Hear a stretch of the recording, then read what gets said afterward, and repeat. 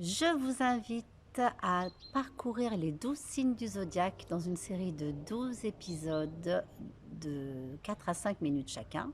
Et je vais commencer aujourd'hui avec le signe du Scorpion, car on est dans le signe du Scorpion.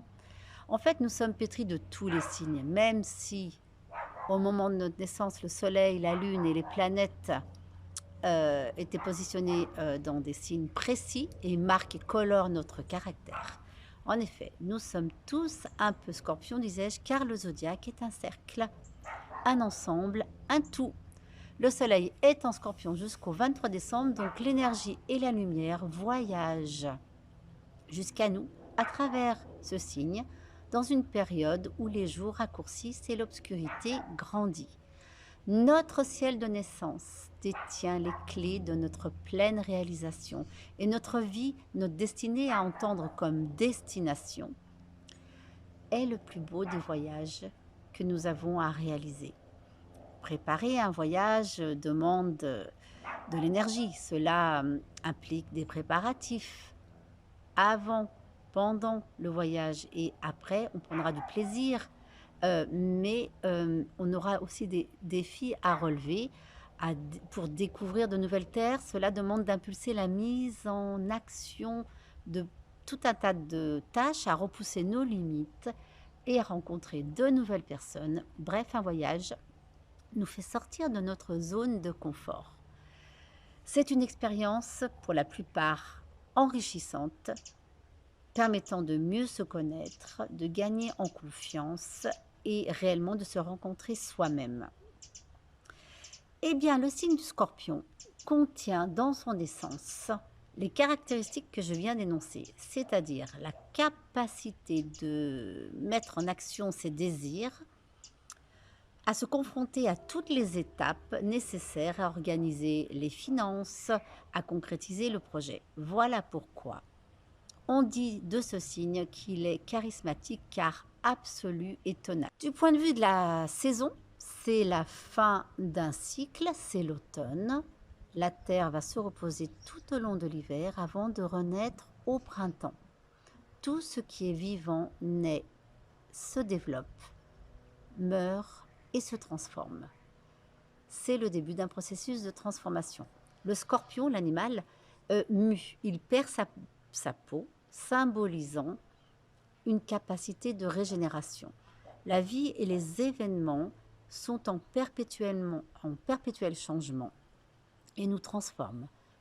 Par analogie, en interprétation astrologique, le Scorpion nous demande parfois, nous oblige à mourir à des idées qui ont fait leur temps, à des fonctionnements ou à des habitudes sclérosantes, non régénérantes, et à renaître à d'autres, de trouver de nouvelles ressources d'abord en nous et autour de nous. Pluton est la première planète maîtresse de ce signe. Donc, elle symbolise les profondeurs de l'âme. Elle est aussi éloignée de notre conscience qu'elle est de notre planète Terre. Dans la mythologie grecque, Pluton est le dieu des enfers. Il porte un casque invisible, qui le rend invisible sur Terre et dans les airs, mais pas dans les enfers, où il est le protecteur des richesses du cœur de la Terre, mais aussi des mystères de la mort. La deuxième planète, c'est Mars, avec sa couleur rougeâtre. Elle évoque le sang, le feu, la guerre, la colère, l'énergie qu'on veut et qu'on peut exprimer. Mars ou Arès est le dieu olympien dans la mythologie grecque de la guerre. Il est puissant, il est beau, il est un bon amant, mais il est aussi un amant jaloux. Et lorsqu'il est éconduit par Vénus, qu'il retrouve au bras d'Adonis, il le punit mortellement. Hercule, Ulysse, Hector ou Jason, pour exemple, ont des qualités martiennes et plutoniennes indispensables pour être des héros.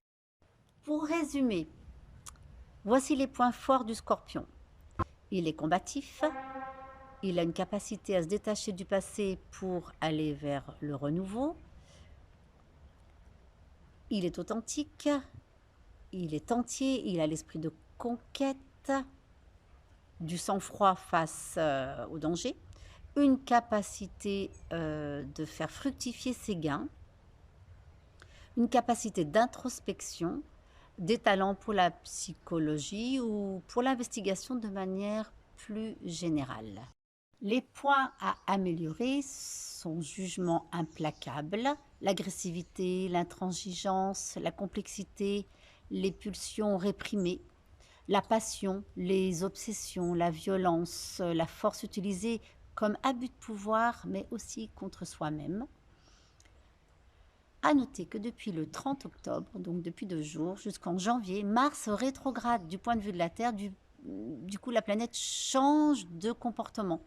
Par analogie, on peut s'attendre à des changements dans notre manière de nous comporter, à revisiter nos motivations, la qualité de nos relations, notre manière de nous exprimer, de communiquer, de nous mettre en mouvement. C'est une période propice à la réflexion avant de prendre de nouvelles décisions dont le résultat se verront au début du printemps. Je vais terminer aujourd'hui avec le signe du Scorpion. Si vous avez envie d'aller plus loin dans l'interprétation personnalisée de votre thème de naissance, je suis à votre disposition. Et je vous donne rendez-vous le mois prochain pour évoquer le signe du Sagittaire.